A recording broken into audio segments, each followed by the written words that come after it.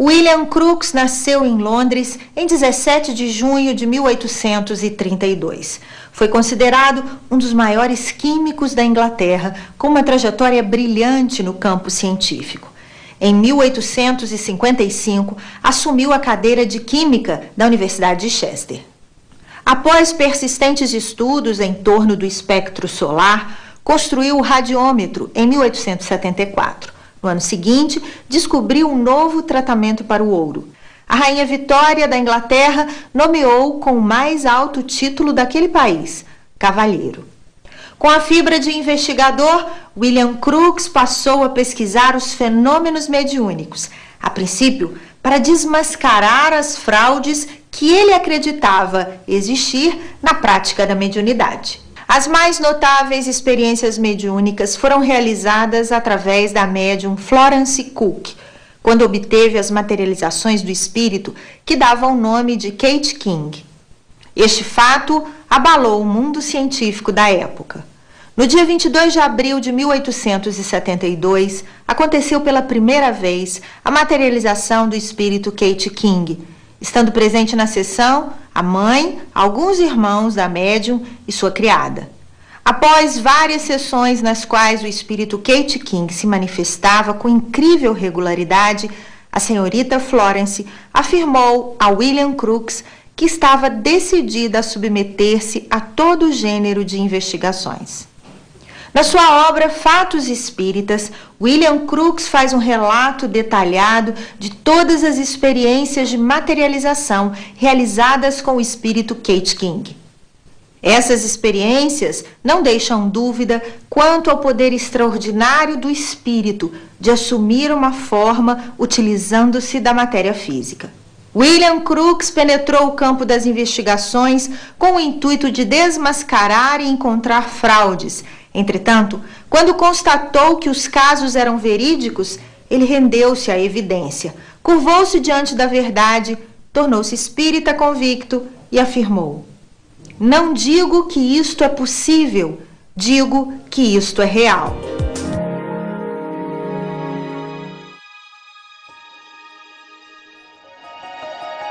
Quando o médium Daniel Douglas Home apareceu no cenário londrino, produziu um fenômeno que fortemente colocaria o espiritismo de volta às primeiras páginas.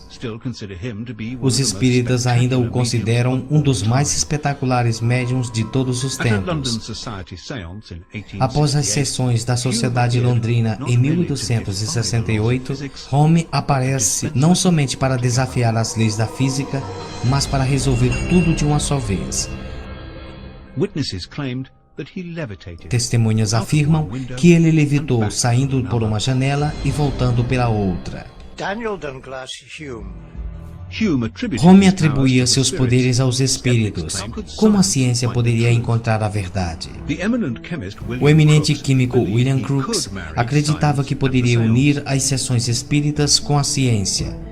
Famoso pela descoberta do elemento tálio, ele escreveu: "Novas forças têm de ser controladas ou a humanidade continuará ignorante em relação aos mistérios do universo." Ele queria investigar as forças psíquicas. Isso seria uma das mais importantes descobertas da época. Primeiro, ele realizou um teste simples para provar que Home não era simplesmente um mágico inteligente.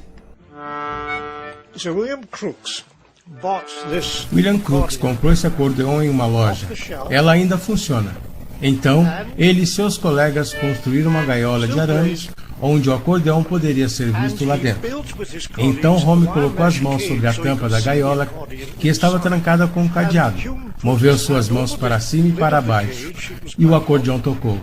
E o sobrenome de Home é soletrado: H-O-M-E. E isso foi fantástico, pois o acordeão tocou Home Sweet Home. Para Crookes, este teste descartou a possibilidade de movimentos com as mãos ou hipnose. Quando ele enviou suas conclusões para a sociedade real para serem publicadas, eles rejeitaram, dispensaram suas matérias, teorias e conclusões, considerando-as como não científicas. Então, desviado pelo pretensioso estabelecimento científico, Crookes publicou seus trabalhos em seu próprio jornal, o Jornal da Ciência, e foi em busca de evidências mais conclusivas sobre forças psíquicas. Então ele dirigiu sua atenção para uma médium de materialização, que afirmava poder usar forças psíquicas não para mover objetos físicos como Home havia feito, mas para criá-los. Então dessa vez, Crookes usou a fotografia para registrar os acontecimentos. A médium era uma moça jovem chamada Florence Cook, e suas sessões eram teatrais e ousadas. Florence passava através das cortinas e entrava em um gabinete vazio, que parecia não ter entrada nem saída. As luzes eram diminuídas e ela entrava em transe. Alguns momentos mais tarde, em uma aparição em sua forma completa, emergia de detrás das cortinas e aparentemente deixando Florence em transe dentro do gabinete. Florence, assim como os outros médiums, permitia que vasculhassem a si própria e a sala da sessão à procura de adereços escondidos. Crookes afirma que suas investigações e fotografias provaram que Katie King era uma forma espiritual genuína e não Florence Cook ou uma outra pessoa disfarçada. Em 1882, um líder acadêmico de Cambridge, de nome Frederick Myers, ajudou a fundar a Sociedade de Pesquisas Científicas. Myers, que era inspirado por Crookes e seu trabalho inovador com Daniel Douglas Home, e o grupo se reuniam regularmente em sua casa em Beckhampton. Esta é a sala onde ocorreram algumas das sessões espíritas mais importantes da sociedade vitoriana. Este é o local onde foram testemunhados alguns dos mais espetaculares fenômenos espíritas que eram produzidos por uma senhora italiana, Eusapia Palladino. Conforme se sentaram em torno desta mesa, eles testemunharam coisas estranhas, foram beliscados nos ombros, cutucados por dedos e viram essa cortina enorme sendo assoprada e pareciam ser produzidos por uma força. E uma pessoa que se sentava em torno dessa mesa era Oliver Lodge.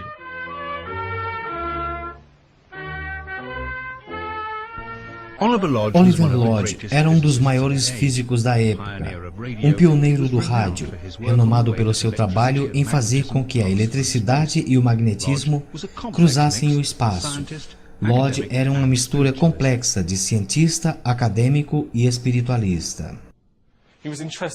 Ele estava interessado em como as coisas imponderáveis poderiam se mexer à distância, e foi precisamente isso que aumentou seu interesse pelo que Palladino fazia. I have one magnet in this piece of wood and another one above it. One will float on the other. That bit of steel is floating in empty space, in vacuum. The air has nothing to do with it. It's resting on a cushion of vacuums. Well, that shows that empty space can support things. We call it magnetism. Well, there is a great deal of evidence. That evidence has to be criticized. But if the result is that personalities continue to exist, then they must have a physical vehicle for that existence, and that vehicle, I believe, will be found to be ether, which is the entity which fills space. And I can't help thinking that if we understood all that happens in the relation between ether and matter, we might begin to understand something more of what life and mind really are. Sir Oliver Lodge found...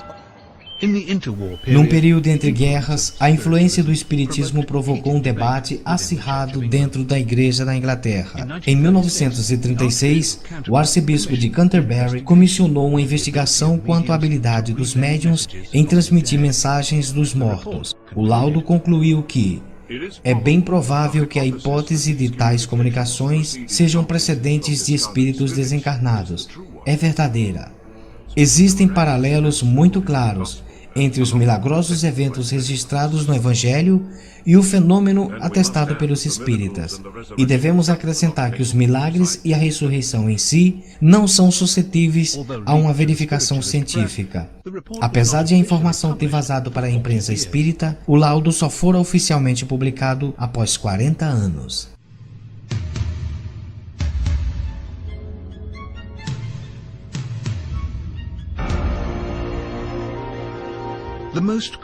O mais elusivo e controverso de todos os fenômenos espíritas foi o ectoplasma. O ectoplasma é uma substância supostamente produzida pelos médiuns de materialização que fornece aos espíritos uma forma mais tangível. Tal fenômeno foi originalmente registrado no século XIX, mas a suposta ocorrência somente se espalhou nos anos de 1940 e 1950. Minnie Harrison foi uma das médiuns de materialização mais renomadas do período pós-guerra. Don Mackenzie, um amigo espírita, tinha lembranças vívidas de certa sessão que acontecera aproximadamente 60 anos atrás. Em 6 de abril de 1946, nós testemunhamos esse ectoplasma, que saía de minha mãe, saía de sua boca e ia para o chão. E aquilo formou um círculo. E nós dizíamos, olhe aquilo, olhe, é ectoplasma. E então aquilo começou a formar uma coluna de ectoplasma branca. E então podíamos ver que havia um rosto na parte de cima. Então, 2 mãos e 2 braços começaram a surgir dessa coluna, ou cilindro, e vinha em minha direção. Então, automaticamente eu estendi a minha mão e aconteceu que era Annie Dwight, que passara para o mundo espiritual em 1942.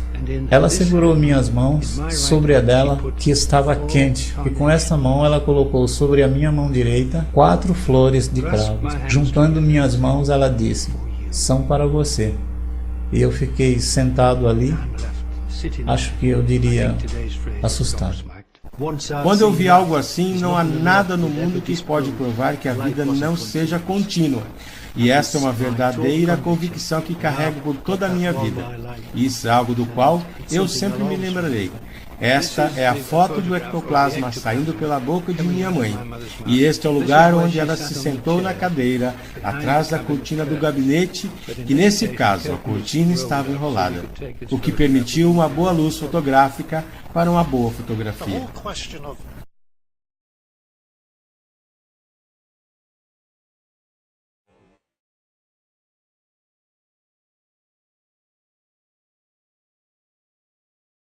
Vocês estão vendo aí exatamente a preparação do que eles chamavam da câmara de materialização. Esta câmara de materialização essa câmara de materialização tem que ser escura, completamente escura. Aí é o jornalista holandês fazendo as considerações. Então, esta câmara tinha que ser totalmente escura, então era forrado por um blackout. Eu ficava num quarto, esse quarto era fechado, agora ficava uma porta aberta para uma outra sala.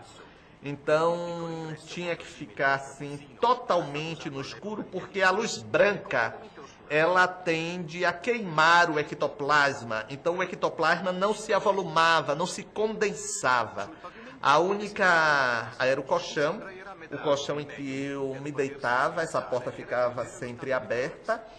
Então esse colchão eu me deitava eu entrava em sono profundo, eu realmente não via o que estava acontecendo, só depois que eu acordava que eles me colocavam, e na época não tinha nessa facilidade que se tem hoje de fotografia, de imediato se ter o resultado. Aí foi uma palma, o cactus, né, Carlos Bernardo aí ao lado, que foi transportado, aí sou eu no colchão, esse cacto foi trazido, não é? Para este ambiente, nós não sabemos de onde foi trazido. Aí o jornalista falando onde noiva aparece, e ele vai indicar exatamente aí onde ela modulava a intensidade da luz vermelha. Porque a luz vermelha ela não queima o ectoplasma. Então aí ele mostrando a lâmpada vermelha como ela era modulada na intensidade por noiva, de acordo com a sua condição de materialização, para evitar maiores danos. No caso, para mim, quem sofreria os danos seria eu, se alguma coisa não saísse bem. Porque o ectoplasma, que é uma substância intracelular, vocês estão me vendo aí deitado, o ectoplasma saindo do meu ouvido, da boca, e olha lá, eu à esquerda deitado, com noiva já materializada do meu lado. Então, noiva abriu ali a cortina para que todos me vissem. Nesse momento, o jornalista holandês pergunta a Lúcia por que noiva estava sempre com a mão no abdômen. Então a explicação que ela dá foi uma explicação que eu obtive na época dos próprios espíritos, dizendo que era uma espécie de proteção por conta do chakra, não é?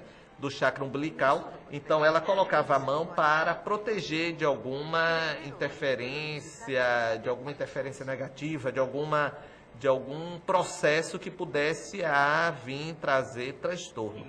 Vocês observem bem nesta fotografia que a mão está como que meio descarnada. Não era uma mão precisamente materializada. Era uma mão que ainda estava por se materializar completamente. Era uma mão assim desproporcional, até que foi se formando. O pessoal notava que a mão esquerda era maior do que a direita. A mão em que ela colocava sobre o abdômen era maior do que a mão que ela regulava a intensidade. Havia algumas distorções na materialização.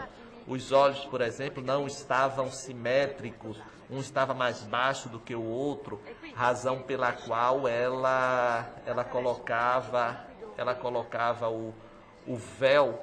Então ela estava sempre com esse cuidado de preservar, colocando a mão no abdômen. Então quando ela tirava uma, colocava a outra. É isso que Lúcia está efetivamente agora explicando.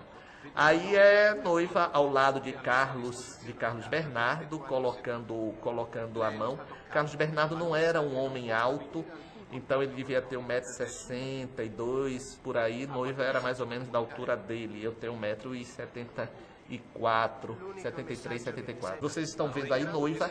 Prestem bem atenção que o olho de noiva está um olho assim meio desproporcional, está grande. Nessa foto dá para se ver bem esse olho direito assim, bem arredondado. Não era assim amendoado, era arredondado. Ela não conseguiu com êxito materializar com precisão os olhos. Eu deixei de fazer essas materializações, esse trabalho, quando meu apartamento, onde eu morava, pegou fogo depois de uma reunião que eu saí e as energias não foram totalmente dissipadas. Nesses caracteres vocês estão vendo aí, teve Verônica, que foi a que promoveu esse vídeo que circulou por toda a Europa e nós agora encontramos em italiano.